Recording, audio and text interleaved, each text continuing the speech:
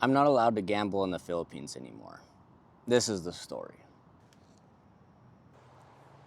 If you're new here, I'm selling everything I own and moving to the Philippines with my wife and 2 kids. Subscribe to follow along. During the same stay at the NUSTAR, I met what was potentially a corrupt official, which I'll tell you about at the end of this video.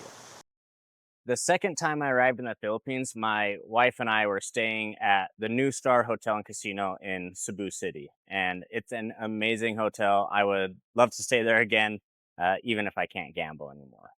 I had just arrived from the US and was extremely jet lagged. Being unable to sleep, I decided to try my luck by going down to the casino. I played Baccarat. If you don't know how to play Baccarat, it's very simple. You either pick player or banker, and one of them is going to win. I put 5,000 pesos, or roughly $100, on a player, and I won.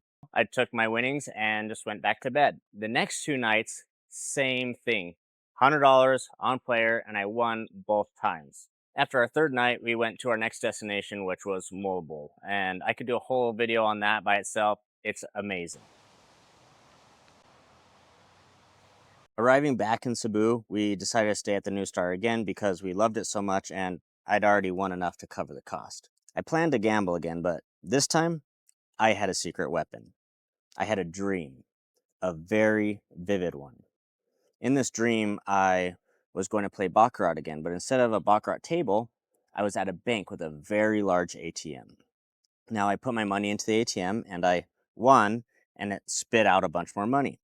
I instantly awoke from this dream and knew I had to bet on banker. With this kind of information, $100 just wasn't going to cut it. So I decided to put $1,500 instead.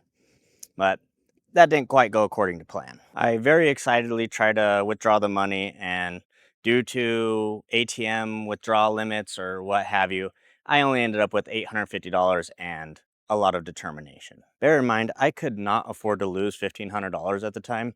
I couldn't afford to lose $850 for that matter, but I wasn't going to lose.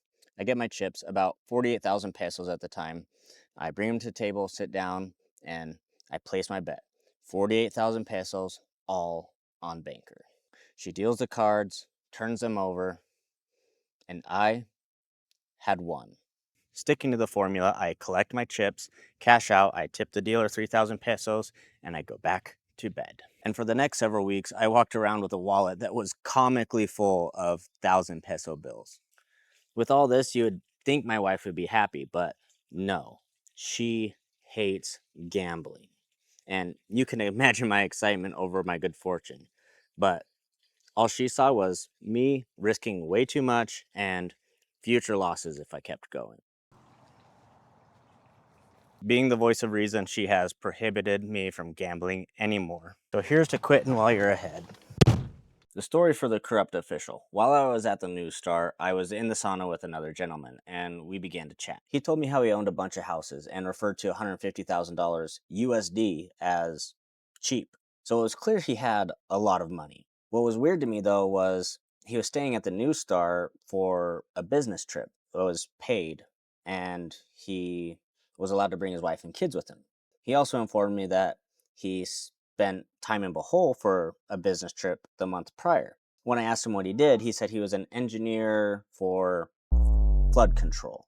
It wasn't only until after that the whole flood control scandal came out and it was a huge corruption ring. I don't know that much about it. I just saw a couple articles here and there, but it was suspicious because I'm thinking engineers in America have a very difficult time even making that much money.